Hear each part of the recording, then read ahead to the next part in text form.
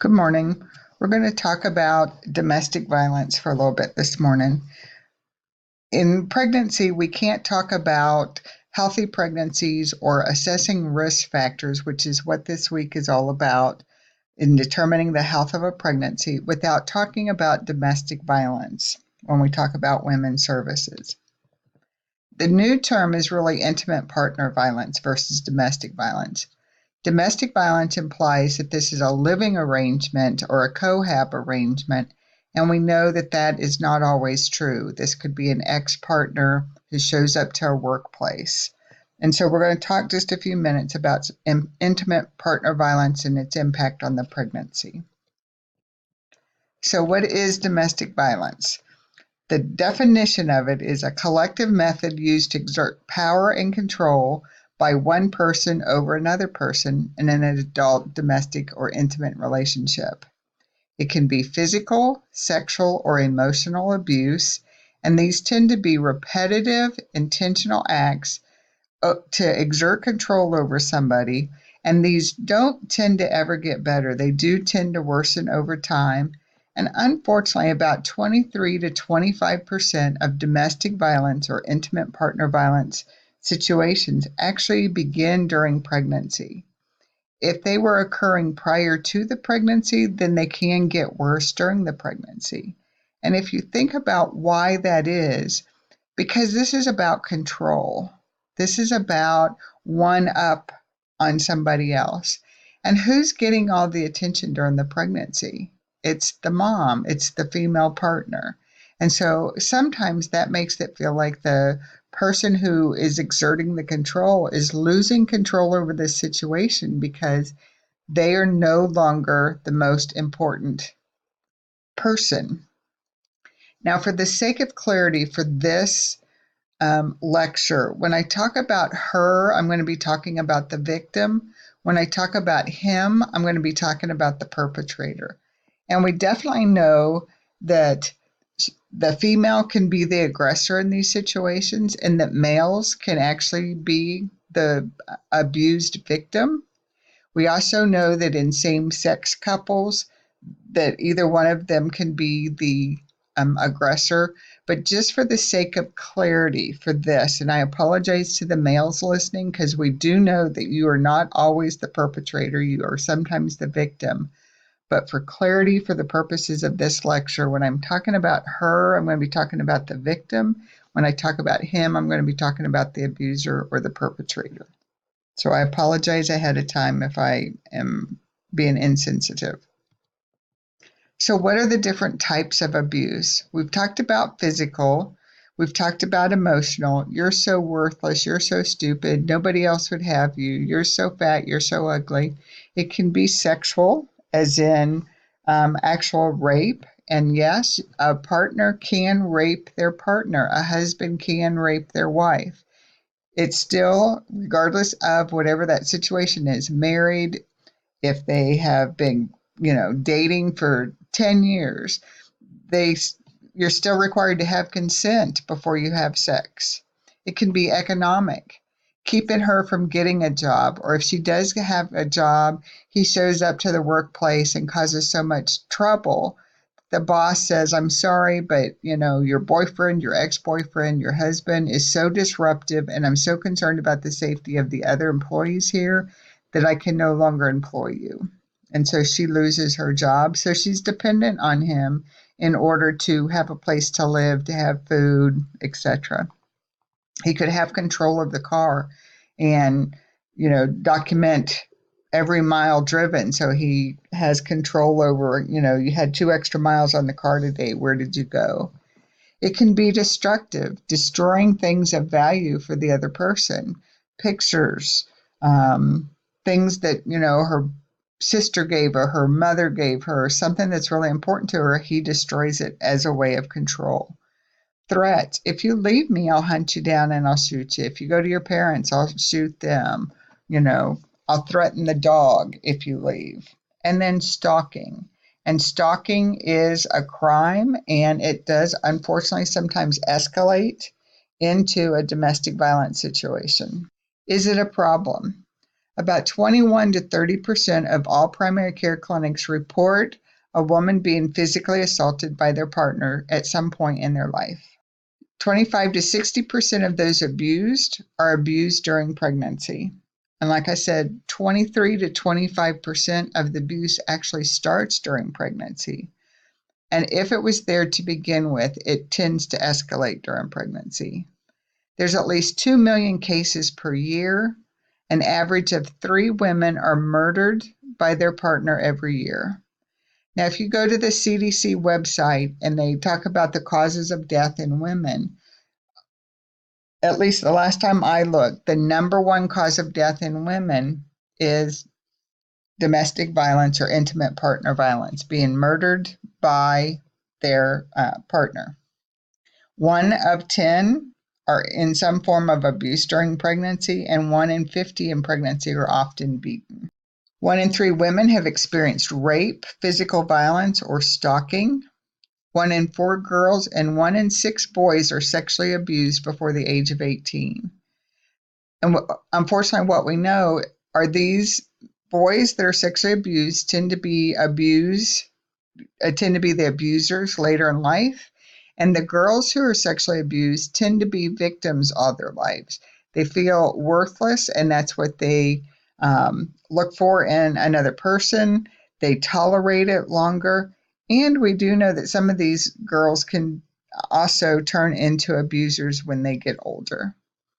Young women between 16 and 24 have the highest incidence. And if you think about why this is the age when people are coming into their own, when these young women are establishing who they are as a person, trying to find out what their sexual identity is. Sometimes they're in an abusive relationship and don't even really know that they're in an abusive relationship. I love you so much. We'll just go out together. I don't want anybody else around. Well, she sees that as his, undying commitment. And again, this is the start of this manipulation and control over, I'm so powerful. I'm going to tell you who you can hang out with. And you can't hang out with anybody because it's just going to be me. Children exposed to violence are more likely to attempt suicide, abuse alcohol and drugs. They run away, engaging in prostitution, and commit sexual assault crimes. They think they're going to get away from this, and the streets are so violent and so unkind to these children who are running away that they run right into whatever it is they're running away from, this sexual abuse, this domestic violence, this child abuse, this physical abuse. And so that's exactly what they find out on the street when they run away. So what all does this cause during pregnancy? Well, of course, it can cause sexually transmitted diseases. It can cause some bleeding and some problems with the placenta, a placental abruption. We're going to talk about next week when we talk about high-risk conditions. But for this week, what you need to know is a placental abruption is the placenta detaches either partially or completely from the uterine wall. And when that happens, that baby's getting no blood flow and getting no oxygen. And this can happen because mom took a great big punch to the belly. They can have a miscarriage or preterm labor. They might delay seeking the prenatal care because they're going to wait until the bruises go away because they're embarrassed. Well, about the time those bruises fade, another set starts. And so they're very delayed coming into prenatal care. And like we talked about last week, the importance of prenatal care is that we can find issues early, treat them, and help them have the healthiest pregnancy. Well, if we can't see them and treat them, then we can't ensure a healthy pregnancy, but we can sure help modify some of those conditions that can lead to a high-risk pregnancy. But we can't do that if we can't see this woman. Can lead to low birth weight infant and long-term developmental delays. Low birth weight infants, they're small babies, but they can also be intellectually impaired because of how small they are. And they never catch up on the growth curve and on the developmental curve. It can result in fetal death or injury. If mom is shot or stabbed, our babies can get shot and stabbed. If mom is punched in the stomach, then our babies can actually have broken bones because of those issues. And then poor maternal, paternal, infant attachment. If mom sees this baby as the reason for this escalation in abuse, it may prevent her from attaching to this kiddo. If dad is abusing mom because he's losing control because of this infant, again, that can affect his attachment with this newborn. It can also lead to post-traumatic stress syndrome, decrease in self-esteem for mom, depression and substance abuse, attempted suicide in our moms, poor weight gain, and that poor weight gain leads to poor building blocks to put together a healthy baby. So it impacts the health of this baby. Child abuse after the child is born, leading to more violence, leading to more violence, leading to more violence. And sometimes our women feel like if they just, have this perfect baby, our life will be perfect. He will, see something that I've done of value, and he's going to love this baby and he's going to love me. And unfortunately, that doesn't always work out. Most of the time, it doesn't. And it frequently we see this domestic violence or intimate partner violence can eventually escalate into child abuse. So, what are some of the myths that society as a whole have about domestic violence? And if society as a whole has this opinion, then we know that our healthcare providers also have these opinions. And so we just need to check what our opinions are. So, violence only happens in problem families. Alcohol causes battering. A small portion of women suffer violence. Violence is greater in certain ethnic groups. Violence is a private matter. It can't be that bad or she would leave. She must have done something. And unfortunately, we hear these comments a lot when we talk about domestic violence, and all of these are false statements. Violence happens in all families. It is not an ethnic issue. It is not a religious issue. It is not an economic issue. It happens across the spectrum. It happens from, the top people in the community to the ones living on the street. So nobody is immune from this. Alcohol causes battering. Yes, is alcohol involved in some of our, or even a lot of our battering? Yes, that's true. But the alcohol itself did not cause the battering. If that violent temperament wasn't there, alcohol is not going to create a violent person if there is not that kind of personality under the surface for that person. It affects only a small portion of women. 1 in 3 women, 1 in 3 children, 1 in 4 children, 1 in 6 males under the age of 18. That does not sound like a small percentage to me. Violence is greater in certain ethnic groups, and we've learned that that is not true. When they look at it and all is said and done, that is not necessarily true. Violence is a private matter. If we always make it a private matter, then nobody ever gets help, and these women and children are doomed. And so it's not a private matter. It matters that our moms are safe. It matters that they have healthy babies. It matters that those babies are protected once they're here. It is not just a private matter. It can't be that bad or she would leave. If it were really that bad, she wouldn't stay. So she must have done something, or she must enjoy it, or she must not care. What we have to understand is when she leaves, that is the most likely time for a murder. Because when she finally gains control and says, I've had enough, I'm done, I'm leaving, the only way the perpetrator has to gain control back over that situation is to do more battery that can lead to the death of this mom and this baby. If it were so bad, she would just leave. What if he has economically manipulated her to the point that she has lost 4 or 5 jobs in the last year? Who's going to hire her with that kind of work record? She doesn't have a car because he's prevented her from having a car. He's destroyed her car, whatever. How is she going to get to work? She has no bank account on her own. How is she going to get a place to live? If she already has one or two children and she has no place to go, where is she going to go when she leaves? At least here, she has a roof over her kid's head. At least here, her kids can sleep in a bed. At least here, her kids can eat. The sad fact is the fastest growing homeless population in the United States is women and their children. So it's not just a private matter, and it's not that if it were that bad, she would leave. Sometimes these women have no options, and we're going to talk about why that is in just a minute.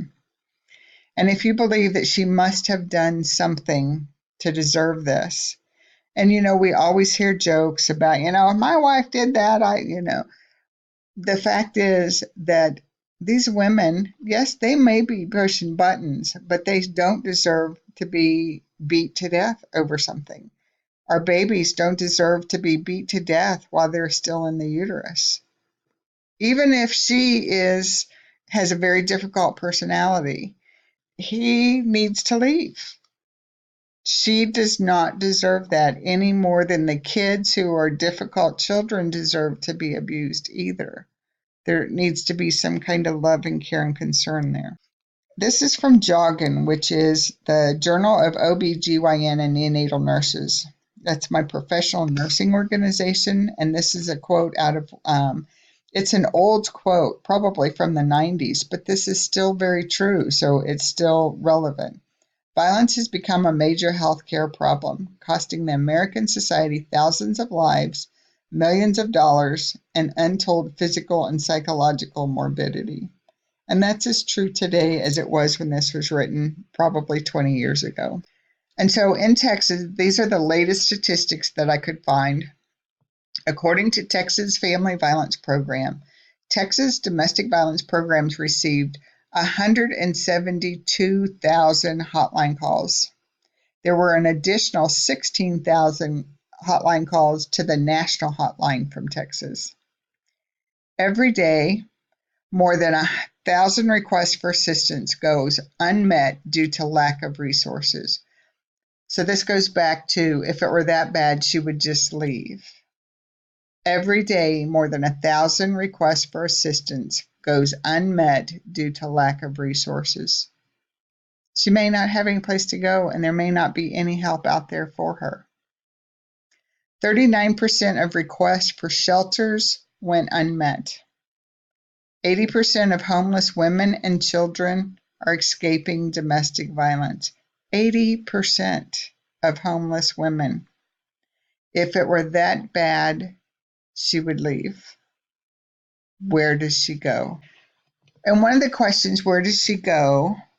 I can imagine that some of you are probably sitting there thinking, well, surely she's got family, surely she's got friends. If he's threatened the family, she's not going to leave and go put them at risk. And I want you to genuinely think about this. If you had a good friend or a friend who wanted to come stay with you with their 3 children in whatever home, apartment you live in currently, she's unemployed. Could you afford to have somebody else move into your house, another adult with children, and have the increase in food expense, electric, water, laundry, and maybe help and pay for whatever it is that those kids need? And yes, some friends could say, come on, I can handle that.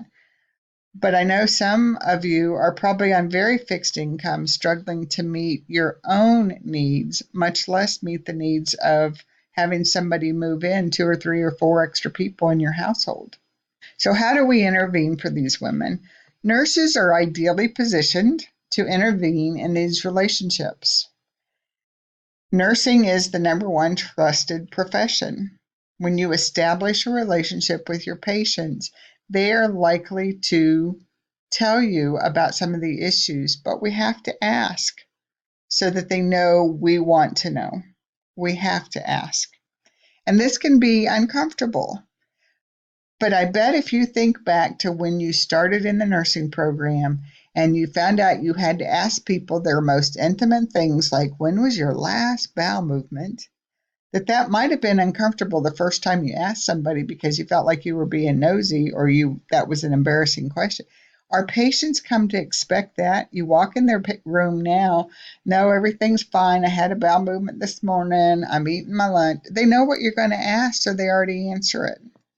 And so we have to ask these questions. And if we ask them at every encounter, they will come to expect it, and they may deny, deny, deny. And then things have gotten so bad that, you know what? When they ask me at my appointment today, I'm going to tell them. And that's the day we forget to ask. So we have that unmet need because they probably won't bring it up if you don't ask. So we have to evaluate our own values. Do you think that they deserve it? Do you think that they should leave? I've unfortunately heard healthcare providers, it's like, well, this is the fourth time this month. I just don't care. If she didn't care any more about herself than to do that, then I'm just done. Remember, this is not an easy situation. This is not one that's easy just to walk away from if she has no place to go. If she has been so devalued in the emotional abuse, she may feel like she doesn't deserve anything any better and that she's getting exactly what she deserves. How prevalent do you think it is? Do you think this is an issue? And how severe do you think it gets? And I just want to remind you that CDC says that this is the number one cause of our women in our society. So ask all women if they're in a relationship that causes them harm or pain. We need to be empathetic, and we need to let them know that they don't really deserve this and that they are a valued person. We need to ensure their privacy and safety. Well, certainly we're not going to ask about this if there's somebody else in the room. If we think the perpetrator is sitting right there, we're certainly not going to ask if she feels safe while he's standing there, because do you think you're going to get a true answer? We're going to treat health problems with care and sensitivity and then provide a referral. Now, if mom's in denial, you see these bruises, you're convinced that she's being abused, you ask her and she denies it, then please don't just go, well, I asked, there's nothing else I can do. The state law in Texas says that if we feel like mom is being abused, then we have to make referrals. And so what does that mean? It means that we give her a card with the hotline numbers on it on how to seek help. That's what a referral is. This is not something that you report to police. If she is 18 to 65, if she is not living in an institute for like a mental health type issue, then the law in Texas says that we have to make a referral, which is providing her information about shelters and hotlines. Because regardless of what your personal opinion is, well, I'm just so sick of this, I'm going to report him. You've just increased her risk of dying by murder or by escalating this. Because if this is about control, the police come and investigate, and she walks in, he's lost control. When those police leave, she's liable to get beat to death or have the worst beating of her life. Because how dare you? So do not report it because of how incensed you are over this situation. It is not the law in Texas that you report domestic violence. It is if it's child abuse. It is if it's elder abuse. It is a law if they are living in a mental health type situation, institution type situation, and you feel like they are being abused physically, sexually, financially, then yes, you have to report it. That is the law, but not an adult that is capable of caring for themselves. So provide legal advocacy through accurate documentation. Don't just say that she had bruises from head to toe. Say that she had, a bruise on her left chin, that she had what appears to be a bite mark on her right breast. She has a 10 centimeter bruise on her mid abdomen directly above the umbilicus. It looks like she has strap marks on her back. What are you seeing? Be very specific. Assess for suicidal and homicidal potential. Do you feel safe to go home? Are you going to harm yourself? Do you feel like you're going to harm somebody else? I mean, she could be so mad that she's at risk for going home and killing him and we all know what that situation could turn out to be. She wasn't in imminent danger when she killed him, so she's arrested for homicide. Doesn't matter that she'd been being abused all this time and she just finally had enough. She was going to kill him. She wasn't in immediate potential of harm for herself. Sometimes they end up going to prison over this. And so we need to assess for that and get her help. Help them set goals before leaving. And when you talk to them, it's like, I know that you're saying you're not abused, but I feel based on the bruises and what I'm seeing that I feel like you are. So here's a phone number for a hotline. Here's a phone number for a local domestic abuse. Right now might not be the time that you feel safest leaving, but you need to think about it and you need to start getting things pulled together, like getting your social security card, getting your driver's license, maybe getting the school records or your kids' shot records, and putting them in a hiding place so that you are ready to leave when the opportunity presents itself. Oh, I'm not ready. I'm not ready. Talk to her about it anyway. Provide her those phone numbers without anything else written on that. Acknowledge the abuse and tell her you're sorry that this has happened to her and that no one deserves to be treated that way by somebody else. Ensure she knows what she says to you is confidential and ensure that you keep it that way. And there's a little caveat to this.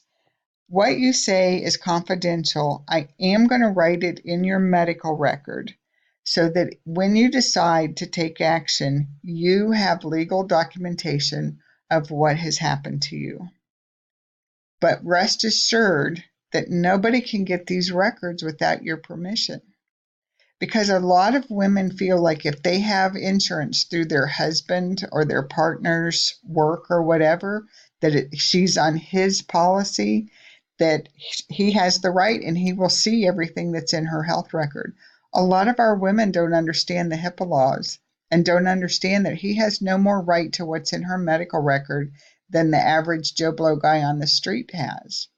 Her statements about the abuse should be documented in quotation marks without extraneous details, meaning that you quote what she says. He walked in and punched me in the face because I fixed chicken instead of steak for dinner. Quote, end quote. You don't put your personal opinion in there at all. This dirtbag she said this dirtbag came in and slapped her. We don't need your opinion about that. We just need the facts about that. And that will go so much further in something legal. Get photographs to be utilized in the future for legal encounters.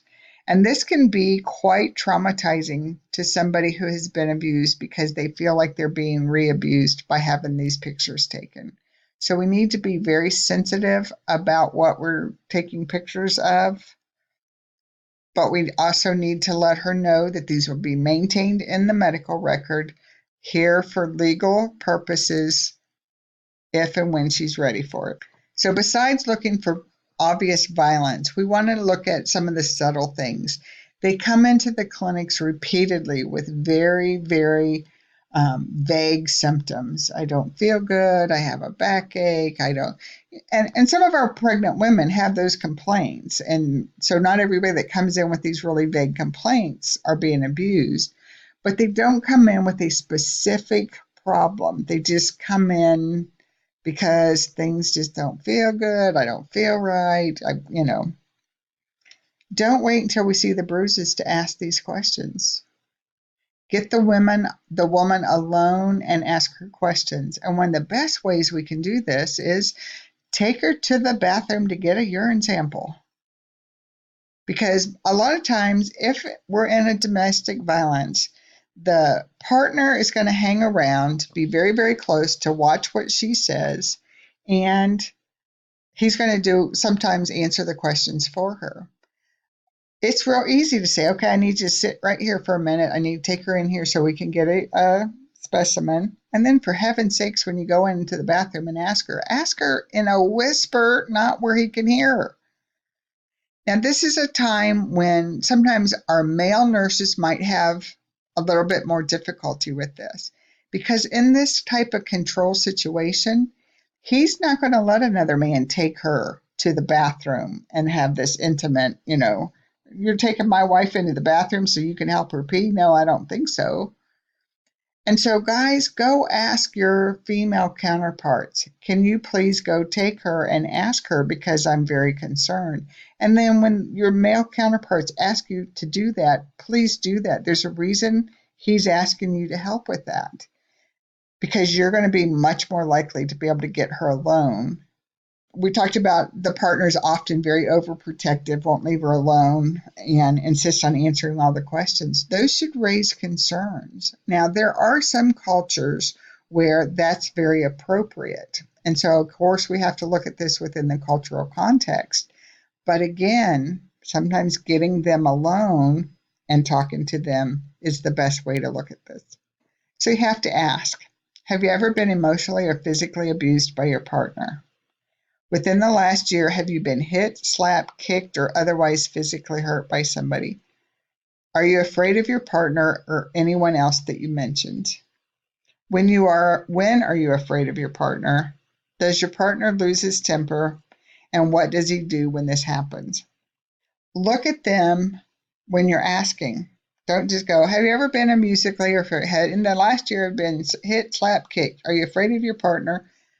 Ask and wait for an answer.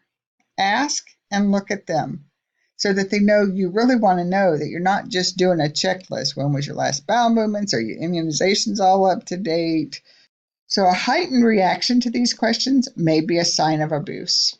Women may be eager or afraid or embarrassed to answer truthfully. Unfortunately, some of our women are afraid that if they admit to this abuse, then that means Child Protective Services are going to come in and take their children. So a lot of times they will deny this so that they can feel like they're protecting their children in doing this. And again, this is from one of my journals. This is from 1997.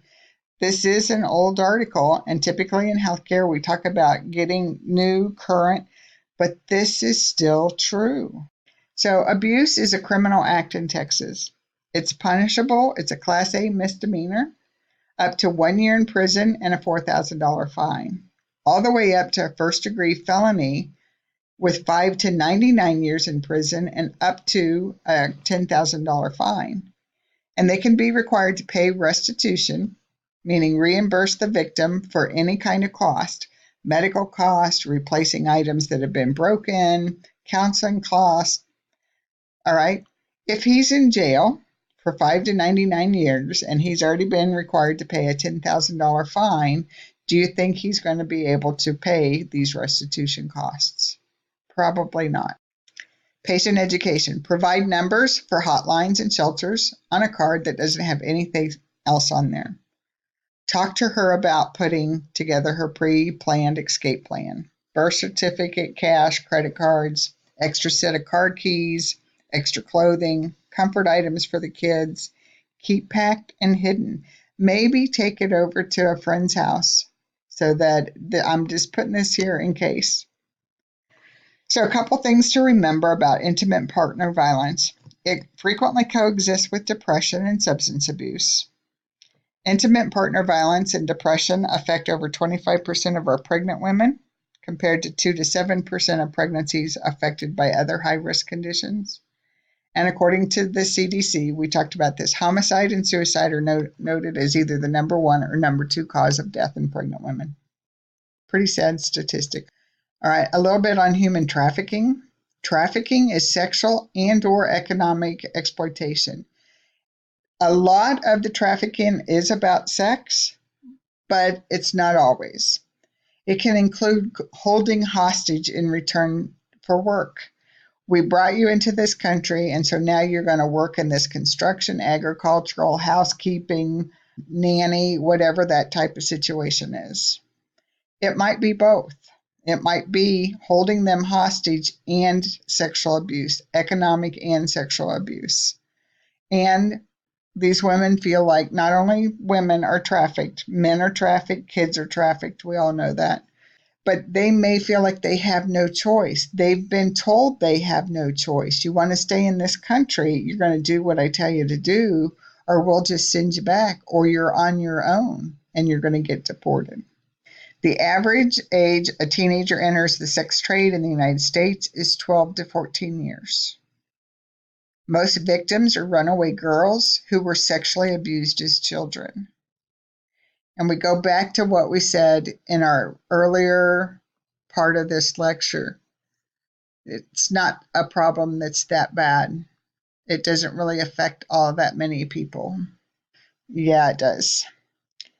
California harbors 3 of the FBI's 13 highest child sex trafficking areas in the nation.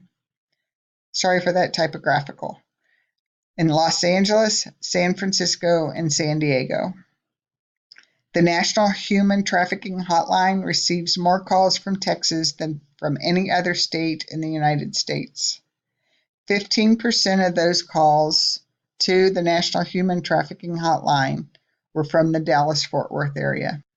Between 14,500 and 17,500 people are trafficked into the United States each year. Human trafficking is the 3rd largest international crime industry, and that comes behind illegal drugs and arms trafficking. It reportedly generates a profit of $32 billion every year. Of that number, $15.5 billion is made in industrialized nations, such as ours. The International Labor Organization estimates that women and girls represent the largest share of forced labor victims, with 11.4 million trafficked victims, 55%, compared to 45% being male. So this is a male and a female crime, just like domestic violence is. Again, it's undervaluing the human potential of those victims. It's controlling the victims. We have to be sensitive to this and intervene when appropriate. According to a UT Austin Institute on Domestic Violence and Sexual Assault report put out in 2016, 79,000 minors and youth in Texas are victims of trafficking. 313,000 youth and adult victims are trafficked in Texas. Signs of human trafficking, and again, these are general. Not everybody that's trafficked is going to have any of these, and some of the people that have some of these signs are not victims. But it's just something to help you keep your mind open to the possibility. So some of the signs are they're living with their employer, or they're living in poor conditions, like 4, 5, 6 families living in a 1-bedroom apartment because that's where their boss put them up and told them they have to stay. Multiple people in that cramped space, inability to speak to the individual alone, somebody is always over them. Answers appear to be scripted and rehearsed. The employer is holding all their identity documents. There are signs of physical abuse. The victim can be very submissive and fearful. They're unpaid or paid very little, so that the victim is dependent on the trafficker for a place to live, for food, for safety, for their children.